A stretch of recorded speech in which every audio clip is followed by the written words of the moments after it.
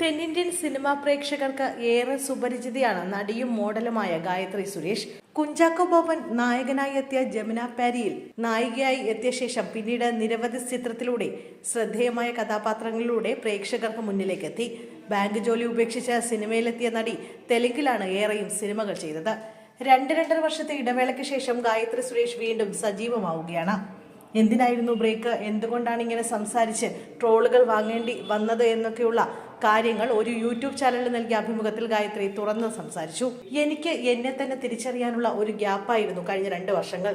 സാമ്പത്തികമായിട്ടൊക്കെ ഞാൻ ഹാപ്പി ആയിരുന്നെങ്കിലും എന്തോ ഒരു അപൂർണത എൻ്റെ മനസ്സിലുണ്ടായിരുന്നു. ഞാനിതൊന്നുമല്ല ആഗ്രഹിച്ചത് എന്ന ഒരു നിരാശ. സിനിമകൾ ചെയ്യുന്നുണ്ടെങ്കിലും എടുത്തു പറയാൻ മാത്രം നല്ല വേഷങ്ങളൊന്നും കിട്ടുന്നില്ല. എളുപ്പത്തിൽ സിനിമ കിട്ടിയത് കാരണം ഞാൻ ടേക്കൺ ഫോർ ഗ്രാൻഡ് എന്ന ഫേസിലായിരുന്നു. അതൊന്നും സ്വയം മാറ്റാനും ഞാൻ തയ്യാറായിരുന്നില്ല.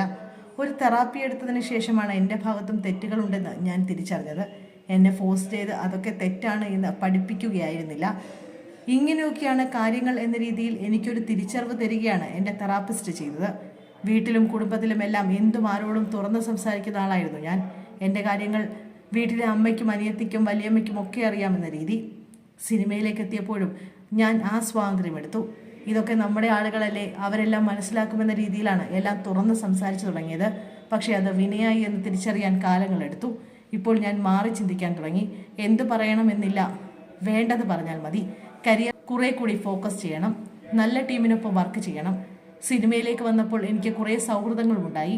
വർക്കിനേക്കാൾ ഞാൻ സൗഹൃദങ്ങളിലും പാർട്ടിയിലും അടിച്ചുപൊളിയിലും ശ്രദ്ധിച്ചു.